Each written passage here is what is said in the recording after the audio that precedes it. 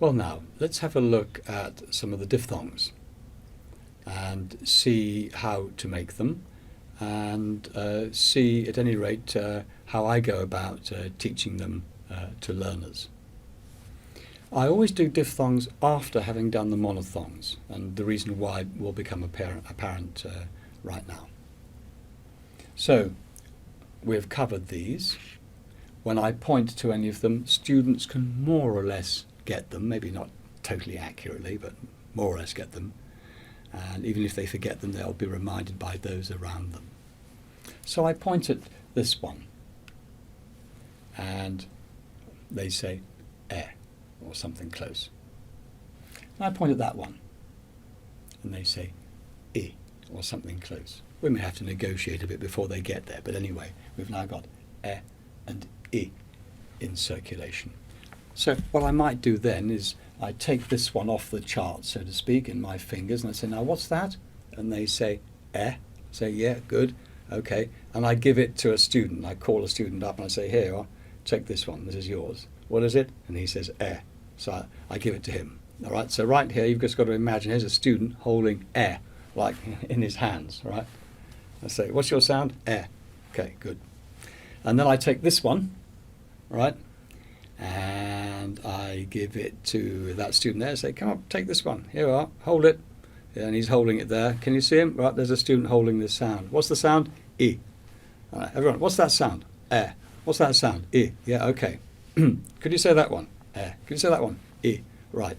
Now, could you say that one and glide or slide to that one? And usually they don't do that at first. They go, eh, and then I say, no, could you actually slide between them? They get it. They know the starting and finishing point, so it's actually, you just go, all right? Then I say, okay, that's very nice, guys, just do it again. More or less.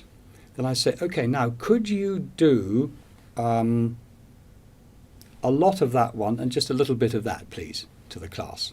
And they say, or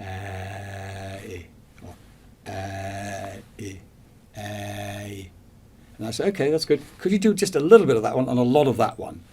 I say, right, good. Now, would you do sort of 60-40? Okay. And then we play around with finishing or not finishing. I say, could you make sure to arrive? In fact, in speaking, diphthongs usually don't quite arrive. But just for the exercise, I want students to have the feeling of arriving or not arriving, so they can control how much of the second vowel there is. So we can make a. And if they don't go far enough, I keep pulling my hand further and further until they've actually arrived. I oblige them to arrive. A. I can slide the students along this scale. You see what I mean? A. Then I say, okay, make the sound. Make it quickly. A. And again, A. Okay, so what do you got? Eh. What do you got? E. Put them together.